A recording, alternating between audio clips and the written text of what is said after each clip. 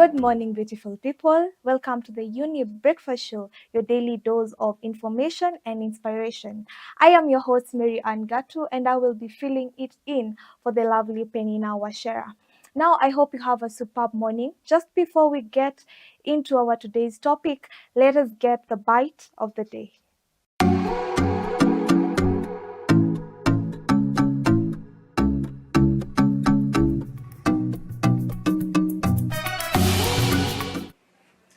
In each and every step of the way, we as humans tend to go through some situations which are uncomfortable, and we tend to keep things to ourselves. But no worries, because today we have a very special person with a special topic on grief and loss. Mr. Dennis Karibu. Asante sana. Thank you for having me.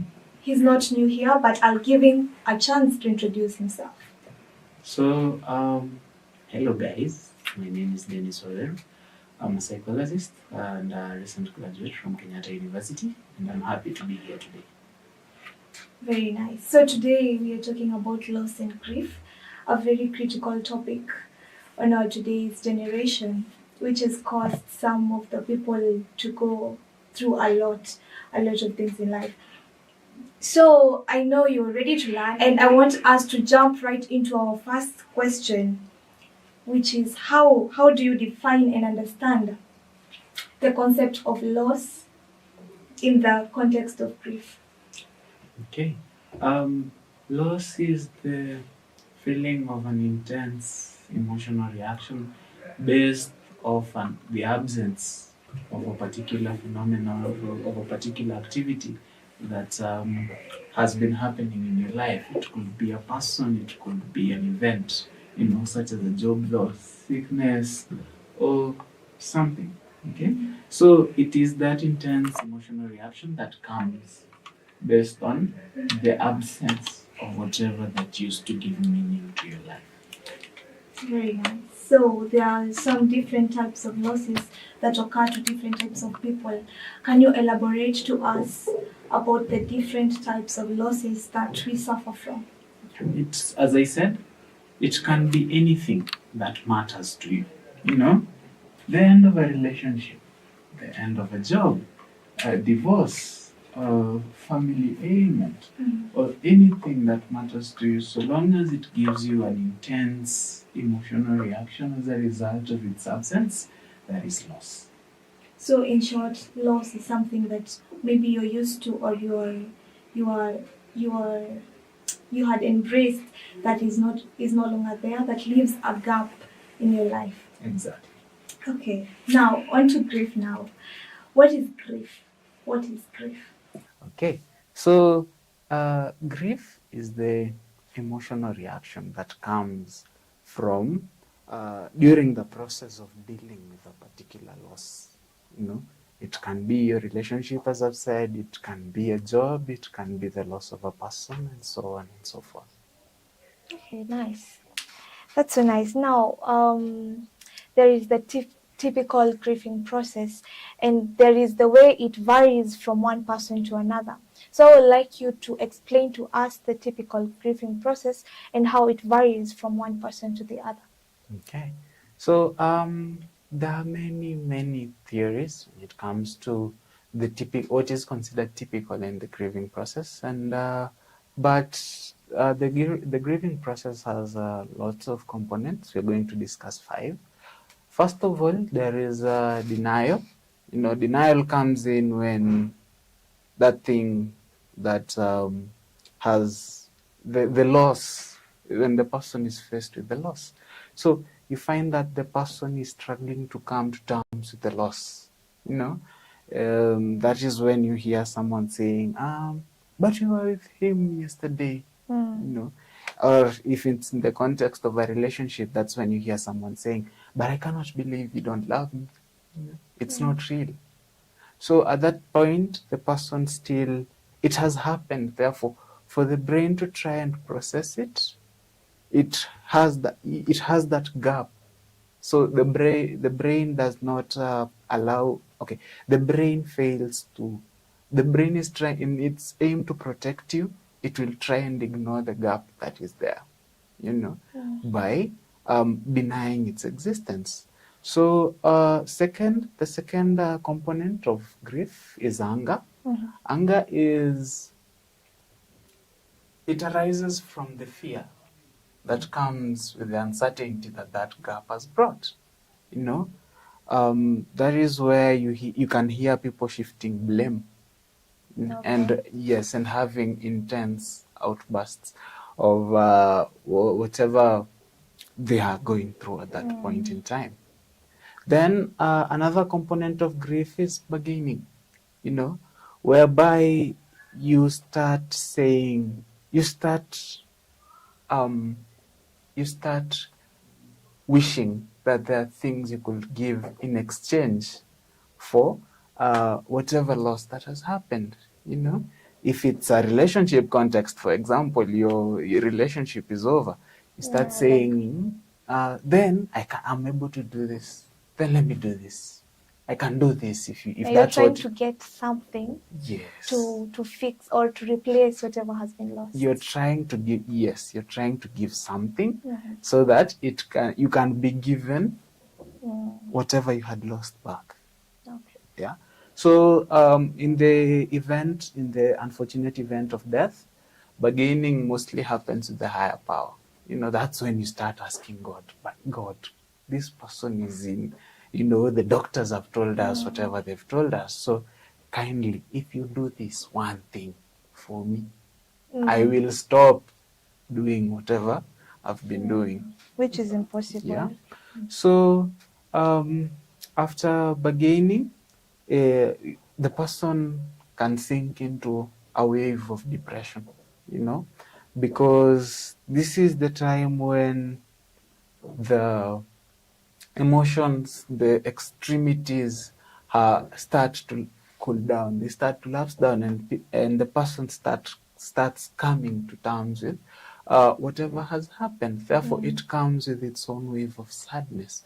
It comes in its own wave of detachment, and this person is quite unable to believe that something else can go on after this, whatever that mattered to him has happened. Yeah, but when he loses whatever that mattered to him, therefore it comes with a wave of depression, that feeling of intense sadness, the feeling of detachment, loss of interest in whatever, in whatever used to make him in pleasurable activities, and many other characteristics. Then eventually there is acceptance, whereby the person is able to process whatever has happened to them, and is able to acknowledge that life can still go on in the despite whatever has happened to him or her. So acceptance is the last process, the last phase you go through.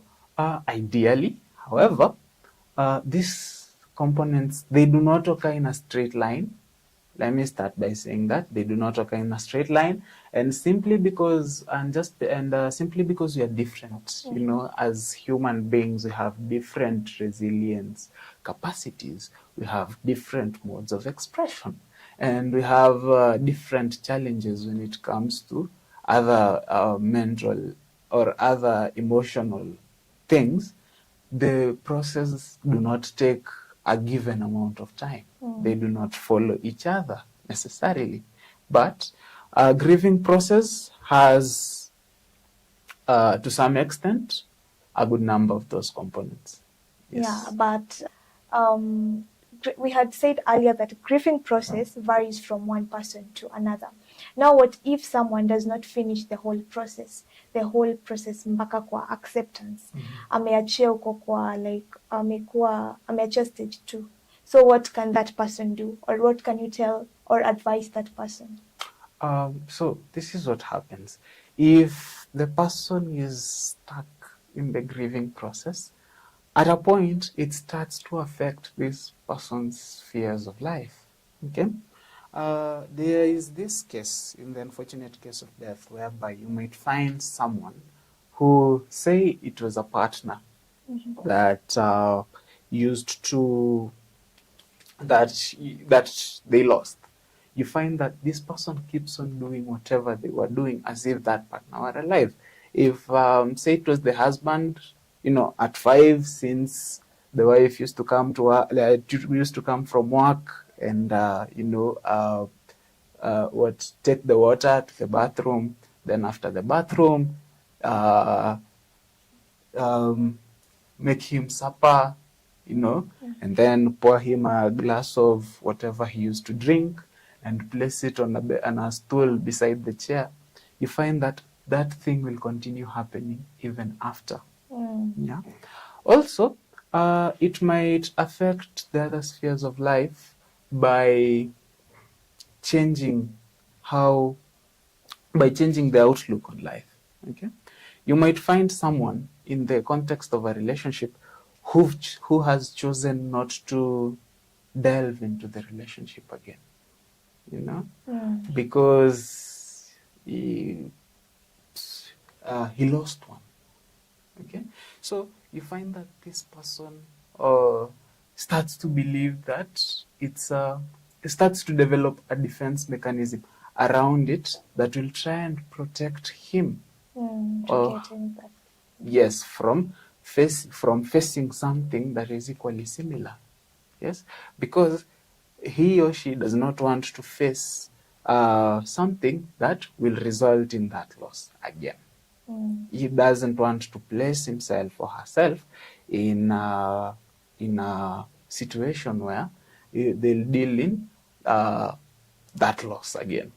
Yeah? He doesn't want to put themselves in a situation where they'll have to go through it again. Nice. Yes. That's quite interesting and quite educative.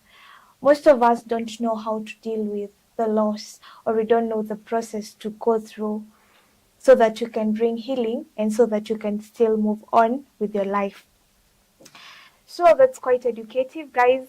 But guess what? We're just getting started. We have more lined up for you guys. Remember,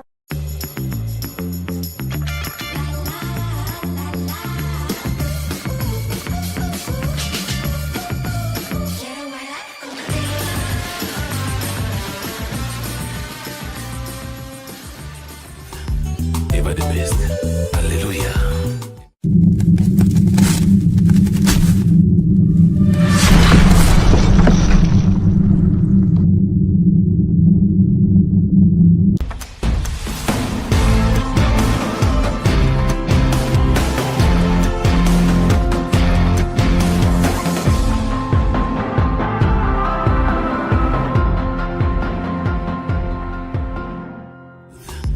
Ever the best. Hallelujah.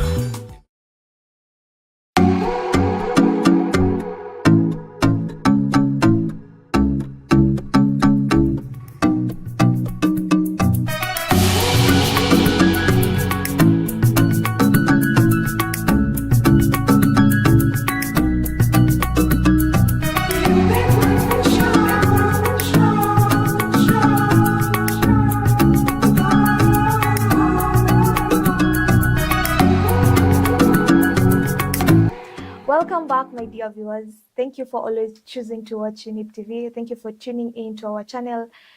Before tuende, tulikuwa kwa types and the process of grieving. Now I want us to come to the misconceptions of grieving. The misconceptions that we encounter each and every day and how we can deal with them. Okay. Yes.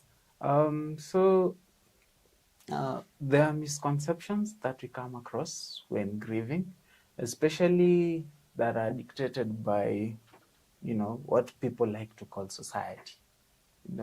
The people around us, our cultures, our societies, and largely this is also dictated by how media has portrayed certain things. There is a good example is there are cultures that expect a certain level of stoicness when it comes to grieving. You know, you should not express your emotions. You should not do this. You should actually accept and move on that it has happened. Okay. So what happens is it results in a certain level of compressing your emotions and compressing your thoughts and feelings. And that results in expressing them in other places and other ways that may not be helpful. A good example is you might find, and this is something that personally I've come across, you might find that someone in a loss, they buried this person that they had lost. Then after that, as they started a very chronic drinking problem, they delved deep into alcoholism. So you find that when probing when he came, this person he was booked as an alcoholic, but when we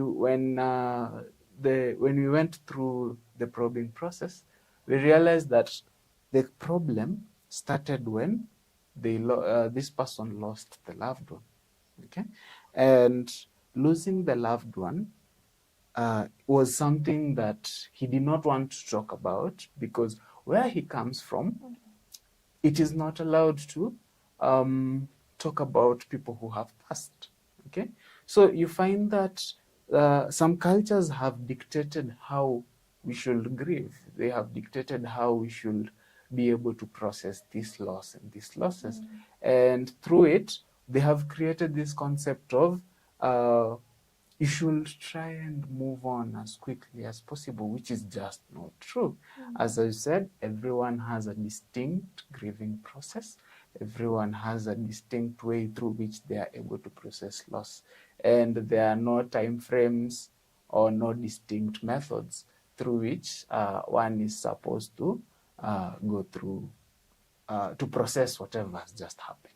Okay, so can you give us or try to give us some of the examples of these misconceptions that our community nowadays make us go through? Okay, so some of the examples, as I've said, number one, there is that stoic nature that, especially in men, you're supposed to express whenever someone has passed. You know, there are also other examples in that there are faiths whereby there is a very short time to grieve. You know, there are faiths where if someone passes today, he'll be buried before the sun sets. Okay? So there is no gap in between, you know, to process what has happened, and life goes on from tomorrow onwards. Okay? So examples vary across cultures because each culture treats grieving or loss and grief differently and separately. Yes. Okay, so we have learned about the grieving process and how to go through it, and some of these misconceptions that we encounter each and every day. Now, I want us to talk about the healthy mechanisms, coping mechanisms that an individual can adapt while grieving. Okay. Some of the healthy coping mechanisms. One, there is need to find or come up with a strong support system. You know, a system whereby you can express yourself freely and, you know, a safe space. Yeah. Find someone to talk to.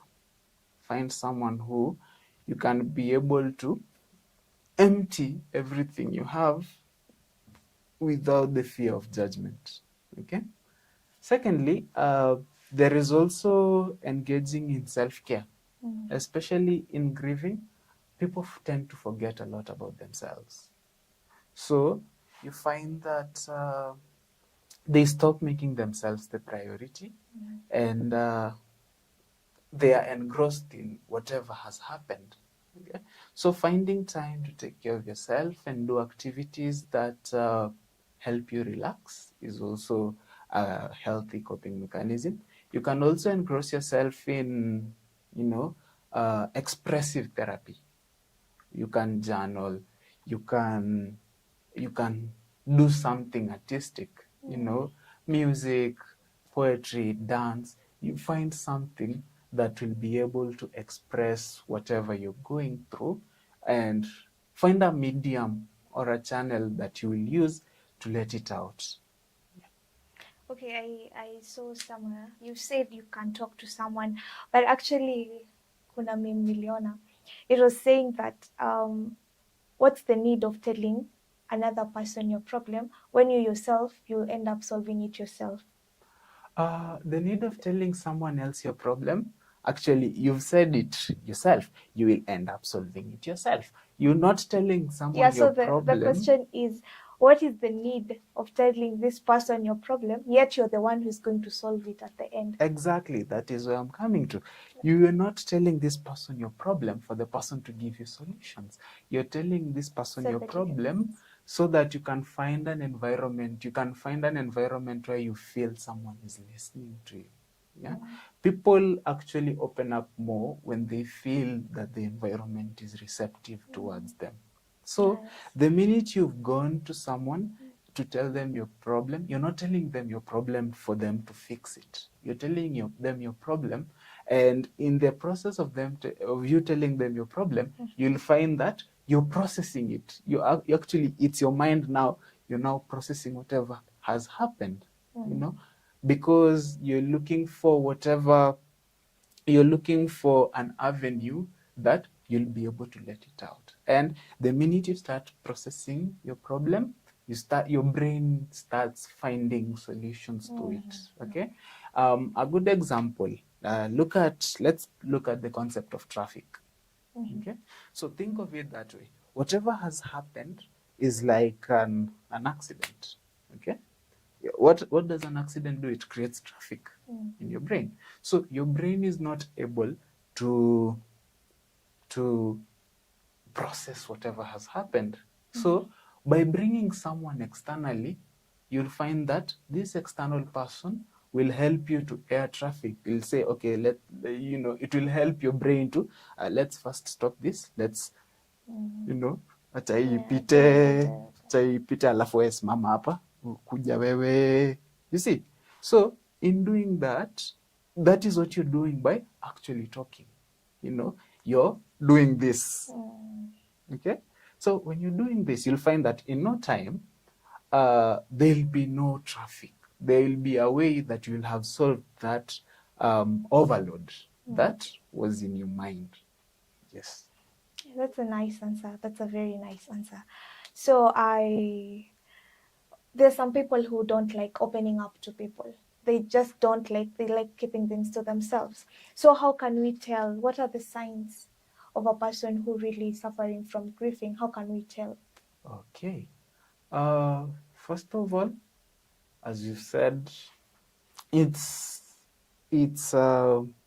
evidenced in the particular components that I've mentioned. You find that someone may come with that someone may try to block out everything that is happening. That constant saying, I'm okay, mi niko sawa, mi niko sawa, mimi niko sawa, Nakuanga sawa. mi nakuanga sawa, very bubbly. Okay. Also, there is also you can see someone who normally is very receptive, but is making something small, has outbursts from something small. Something has happened, and this person is normally very receptive. There's a change in this person's moods, there's a change in this person's behavior. So even something small can result to an explosion, because there is so much, as you've said, there is so much this person is trying to bottle in.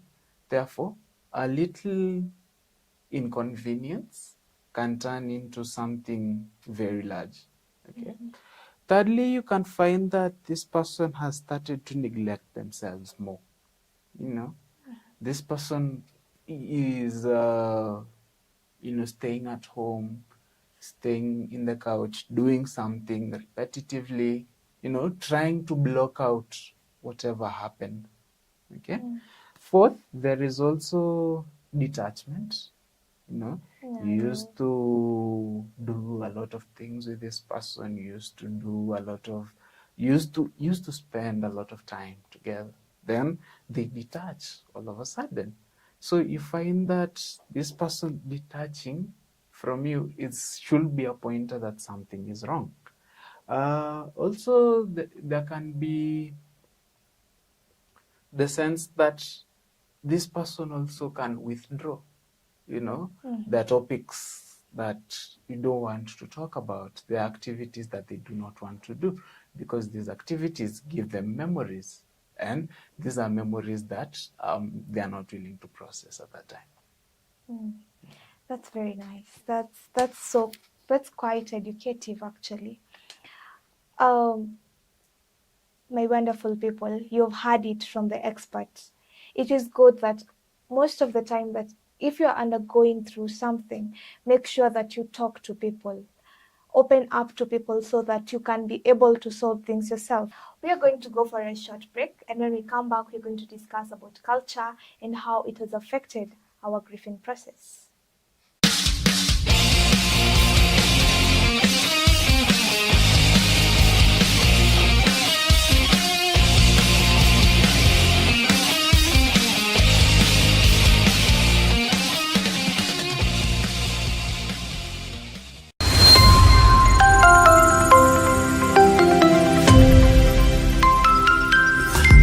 Eva the best.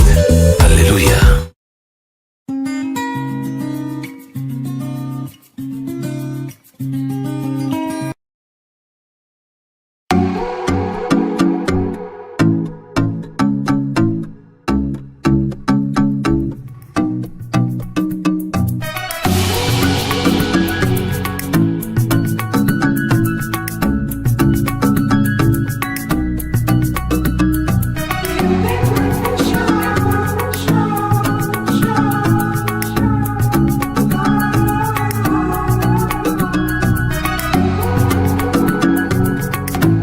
Welcome to the Younib Breakfast Show. Thank you for continuing to stay with us, watching us, guys.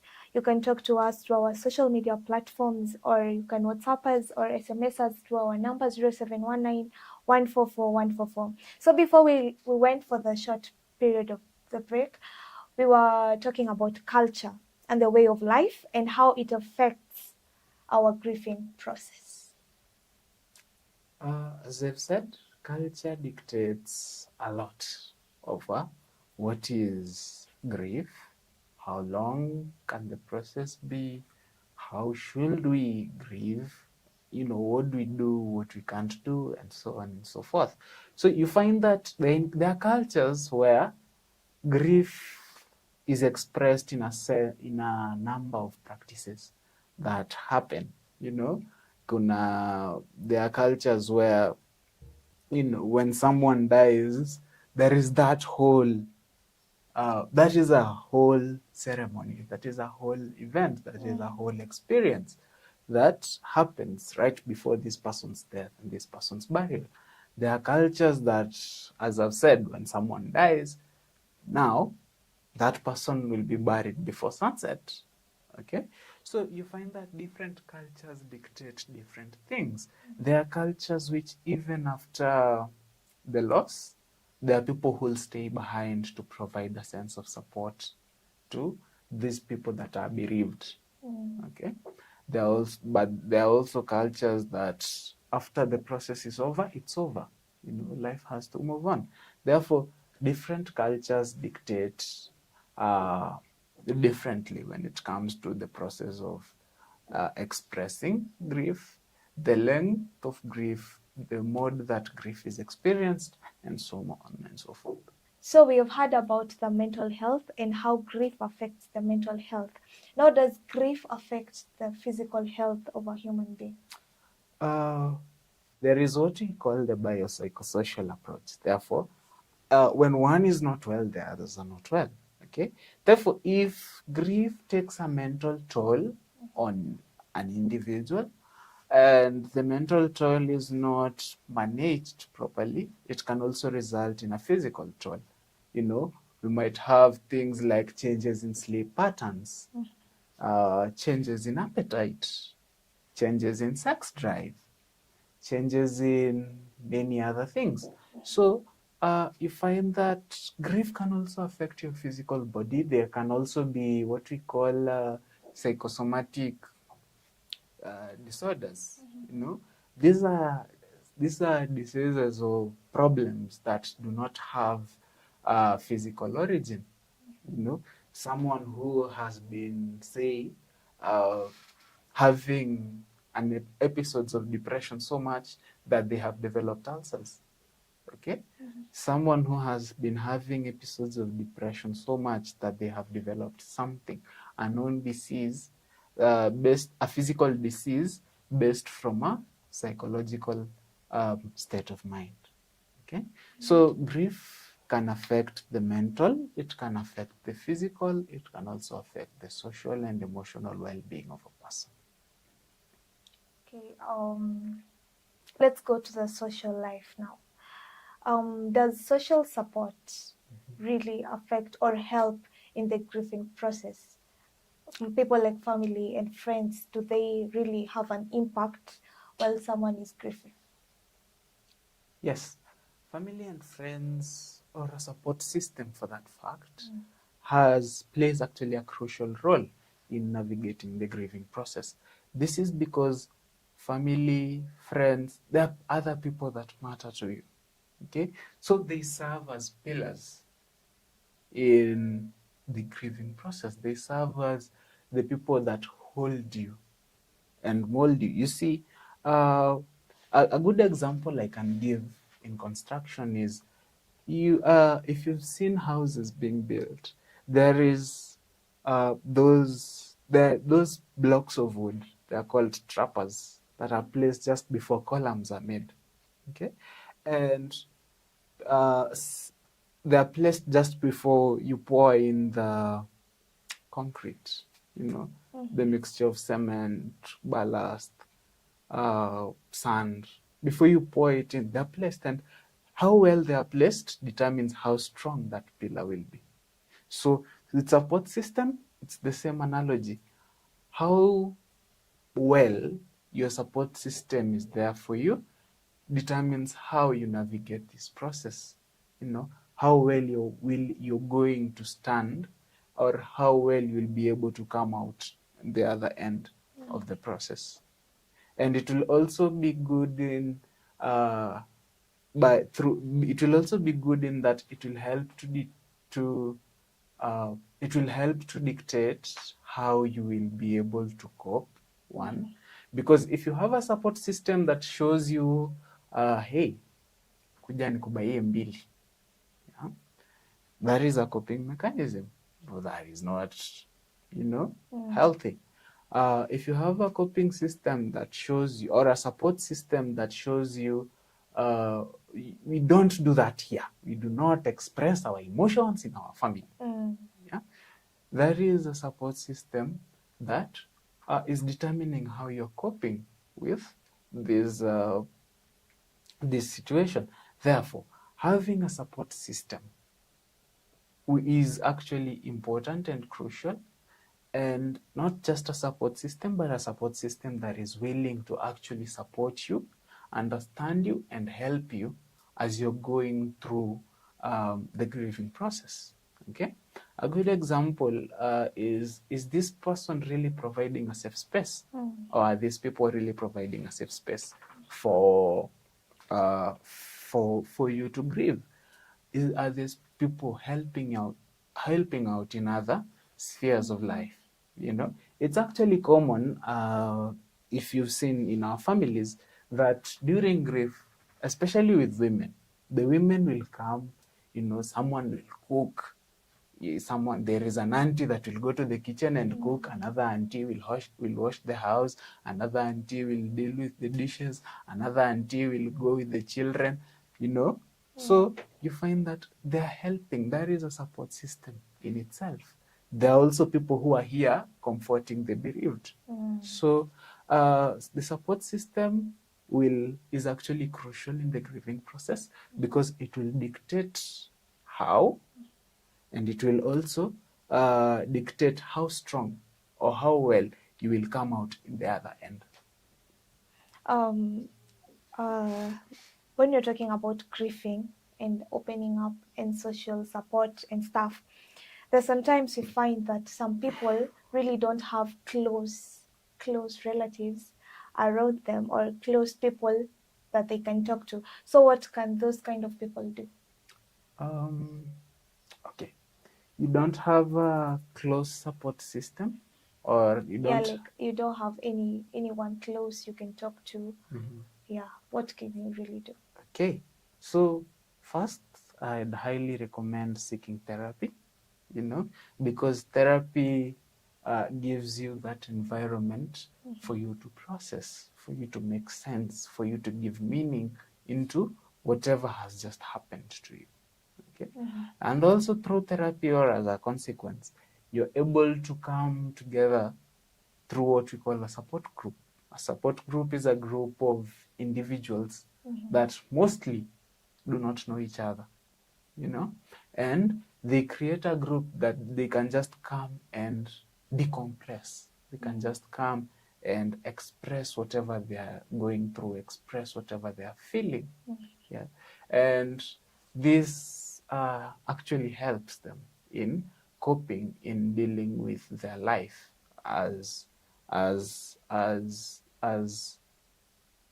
in dealing with their life as conveniently as humanly possible, because from then they're able to process their problems, they're able to deal with the whatever has come as a result. They're able to process their feelings, their emotions, and they're able to literally deal with things that they are going through in their own world. So I'd recommend that. Also, I can also encourage expressive therapy, music, poetry, art, journaling. Just create a channel through which you can let whatever is happening to you out. So what are the recommended websites or books or anything, organizations that can be helpful? What can you advise people to do? And at the same time, also tell us your handles and where people can find you so that they can get your help. Okay, so some of the recommended books, websites, organizations. In books, I'd recommend a book called The Body Keeps the Score by Van der Kolk. Organizations, the Younib organization has a very diverse team of experienced counselors that are able to deal with issues such as grief and loss. And counseling is free. So you can, within the community, therefore you can be able to give them a call through the numbers you had issued, and they'll be able to help you out. My social media handles, I'm on LinkedIn at Waweru Dennis. I'm also on X at Waweru_Dennis_, and I'm on Instagram at Caprisweru, same to Facebook. Thank you. Thank you, Mr. Dennis, for such an interesting and educative session that we have had. So you have had, guys, that is all about that we have about grieving and loss. So guys, if you have any question, any comment, any compliment, any recommendation that you have to ask us, you can ask us via our SMS or WhatsApp number at 0719144144. I have been your host, Maryann Gatu, and I'm filling it in for the lovely Penina Washera. Have a great day ahead. Thank you for tuning in.